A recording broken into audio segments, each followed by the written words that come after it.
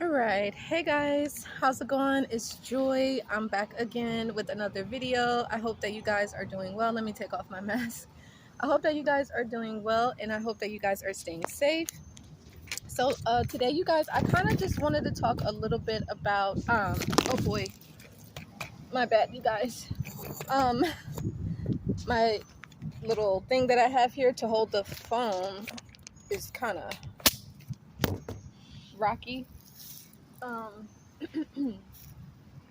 So I wanted to talk a little bit about narcissistic mother-in-laws and how they uh, essentially want to get rid of you. Like they don't want you a part of their family, and they also will do anything and everything to destroy your relationship and to destroy your marriage. Now, I'm pretty sure that I've already, talked about a topic like this similar in the past. And I'll probably link the video below if you find this helpful or insightful. But and I also do want to talk a little bit about there's so many bugs out here and flies. I'm like, oh my god. I want to talk a little bit about enmeshment and parentification, but we're going to kind of talk about that maybe in another video. But I just want to touch on it a little bit because we did touch on it on the live. But anyway, your narcissistic parent or your narcissistic in-laws in particular want to destroy your marriage, want to destroy your relationship. They will stop at nothing until that goal has been accomplished, until they have, either um, gotten you involved in a narcissistic cult, or if they have pushed you away from their adult son or their adult daughter, and maybe or if they are satisfied, if they completely destroyed your self-esteem, destroyed your self-worth, destroy your mentality, maybe as a parent, as a mom or as a dad and stuff like that. Like they really just want full control over you, your spouse, and your children and your household. And when it comes to them destroying the relationship, you guys, these men or women, I think the mothers are the worst, but the narcissistic mothers or the narcissistic in-law, the mom is the worst. Just my personal experience. And also living with my aunt for 5 years as well. But yeah, they will do anything, you guys. They will use manipulation. They will play the victim. They will cry. They will beg. They will, blame everything on you, or blame everything on the adult child, or they will make false accusations against you, or say things about the children, or say like, oh, like let's say you're the son-in-law or the daughter-in-law. They're like, oh well, you're the reason why the family's not happy, or you're the reason why we're going through this, or you're the reason why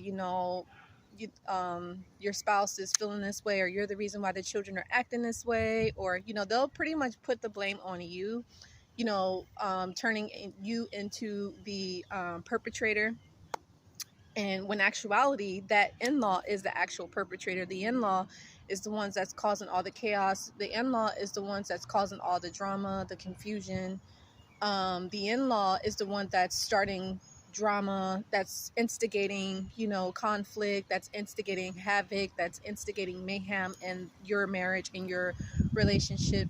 So you just want to be mindful of that. Now, I know it is a sad thing to even think about, or even to come to that conclusion, like, hey, my in-law is against me. My in-law doesn't want me with her son or daughter. I'm not a part of the family. I'm not included. They don't see me as, they don't accept me. They don't approve me. They don't appreciate me. They aren't even open to getting to know me. They're not even open to learning about who I am. It's just more so like, are you controllable? Will you fall in line with the narcissistic cult? Are you able to be controlled? Are you a codependent? And if you're not, then you're going to be shunned. There's going to be a narcissistic injury. You're going to give that in-law, without even knowing, a narcissistic injury. And at that point, it's kind of like, that in-law is going to be like, okay, so it's time to, you know, kick this person out of the family, or it's time to reject this person, or we're going to abandon, you know, you, like you being the in-law, the son or daughter in-law, you know what I mean? And also what that in-law is going to try to do, they're going to try to, let's say if you are married to their child or their adult child, they're going to try to like maybe push for a divorce or push for, you know, their child to have full custody versus you not having custody. So like basically, so you can't see your child again or your children again. They're going to try to turn the kids, your own kids, they may try to turn them against you, to make it seem like you're the bad parent or you're doing something wrong. It's something wrong with you, and like you're the reason for the divorce, when actuality, it's actually that narcissistic in-law or that parent in the background causing havoc, telling their adult child negative stuff about you, so that way he or she can influence that adult child to either break up with you, to start an argument, to sabotage your relationship, to not invest emotionally. Because what that in-law is doing is they're planting seeds of doubt, they're planting seeds of insecurity, they're planting seeds of failure and fear into their adult son or daughter, so that way that adult son or daughter is not really going to look to you for support, is not really going to look to you, as they should, which is, is their spouse, is somebody that's their confidant, someone that loves them. That in-law is going to try to take your spot, is basically trying to come in between your relationship and trying to come in between your marriage to break you guys up. He or she does not want you with their adult child, and even if she does, he or she has to see that you can be controlled, you can be manipulated. You'll follow, like I said, you'll follow along, like you'll be like a sheep, or you'll be a part of the harem, you'll be a part of the narcissistic cult. You'll be willing to do whatever the narcissistic in-law wants you to do. Like you will, be an emotional punching bag. You will be all about the drama, about the chaos, and let's say you're completely opposite. Let's say maybe you're more non-dramatic, maybe you're a little meek, or maybe you're soft-spoken, or maybe, you just have a different aura about yourself, different energy, you're respectable, you're kind, maybe you only speak when you're spoken to, and maybe let's say the narcissistic in-law is always talking, cannot stop talking, and is always wanting havoc and problems, and maybe even in always wanting to know the updates in your marriage, and always wanting to know what's going on in your household, maybe fishing for little information to use against you at a later time, you know what I mean? So you just want to be careful of that. And if you are dealing with a situation, because you could be like, okay, so what do I do if I'm in that situation? So you just want to be mindful of what's going on. Again, you have to talk to your spouse and see if they can get on board with you. And then again, it's just about setting boundaries. It's about being assertive. It's about standing up for your marriage. It's about standing up for your relationship. But the thing about it is that your spouse has to stand up to their adult, to their parent. It's not necessarily can't come from you. It has to really come from the spouse. So it's the spouse's job to really put that in-law in their place. Now, if they don't put that in-law in their place, or kind of set those boundaries, or have respect for your relationship, or have respect for the marriage, then it's not going to work. Because obviously if you come to this the in-law, then they're going to play the victim, and then you're going to look like the bad guy. Unless you have established that type of relationship, then maybe it would be okay for you to kind of talk to the in-law, the mother or father. But a lot of times it takes that adult son or daughter to go and talk to their mom or dad and explain what they like, what they don't like, what they would like to see more of, what they would like to see less of, and what's acceptable, what's not acceptable, and the behaviors that need to stop, and the attitudes that need to stop, and stuff like that. So I hope that was helpful and insightful. I would love to know, what was you guys' biggest takeaway? These flies are just everywhere, man.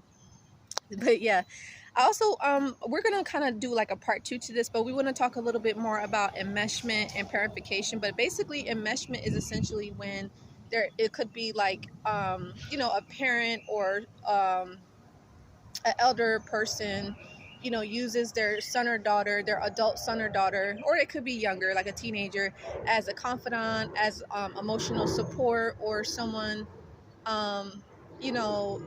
almost like using their son or daughter as like a spouse, or using their son or daughter as a friend, or it could also be, well, I think that's more so parentification, but the enmeshment is kind of similar to that.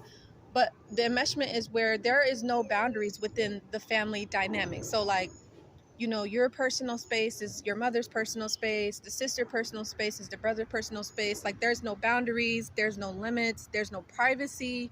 Everyone is in everyone's business. Everybody knows constantly what's going on within the family dynamic. There's no like, hey, I'm separate from you, you don't need to know what I'm doing today. You don't have to have this information, or there's some things that I want to keep private. There's some things that I don't, it's not like you're keeping secrets, but it's just like, I have the right to have a private life if I choose to, or I have the right, if I don't want to share something with you, that doesn't make me a bad person because I don't want to share that with you. You know what I'm saying? So I hope that makes sense. But yeah, enmeshment is like, there is no established boundaries within a family dynamic.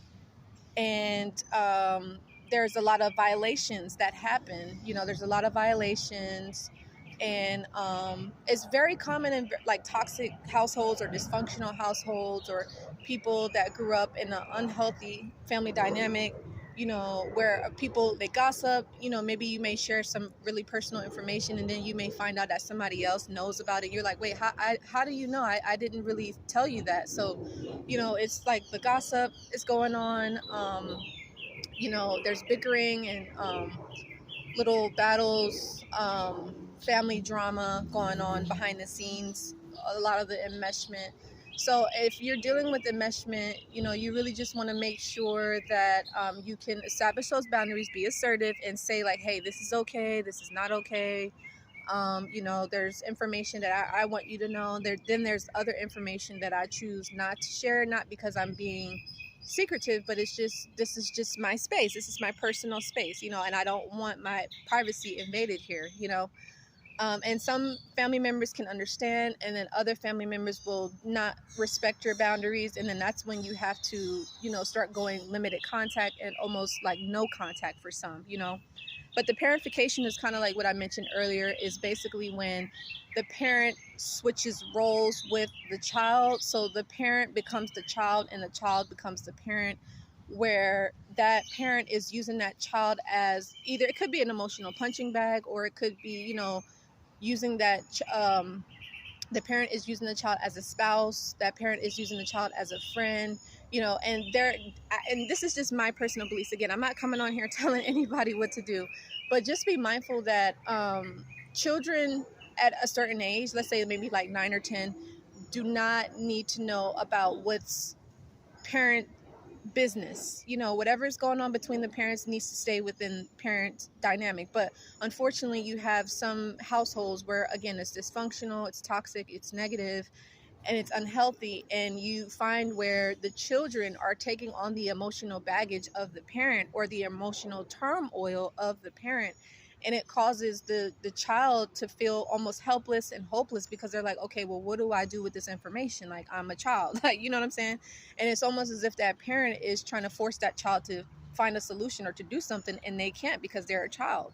So that's why children need to stay in children's place. Parents need to understand that and not violate the child, or not force the child to grow up before it's time for them to grow up. You get what I'm saying? So I hope that makes sense. I'm going to be doing a separate video on that, because I think that is very important, because I feel like some people are, probably dealing with enmeshment within family dynamics, and or enmeshment in relationships. So we're going to talk about that this week. And also more on parentification. But anyway, if you guys felt this video helpful and insightful, I would love to know, what was your takeaway? What was your feedback? What was something that you learned? What was your conclusions that you came up with? Give this video a like, share, and subscribe. That's pretty much that. If you guys also would like to learn more in regards to signing up for my 90-day group coaching program called Overcome CPTSD, PTSD, don't hesitate to send me an email at livenarc39@gmail.com, or you can watch the video where I talk more about what the program is all about, what it entails, and how it can help you and benefit you for yourself and for the future. So anyway, I love you guys. If there's any other way that you would like to be supported by me, if you would like a support session, you'd like self-study course, or a study guide, you're more than welcome. Like I said, you can visit my website. Make sure that you do sign up for my email list, so that way you don't miss any notifications or any updates. So anyway, till the next time, I love you guys so much. Take care. Bye.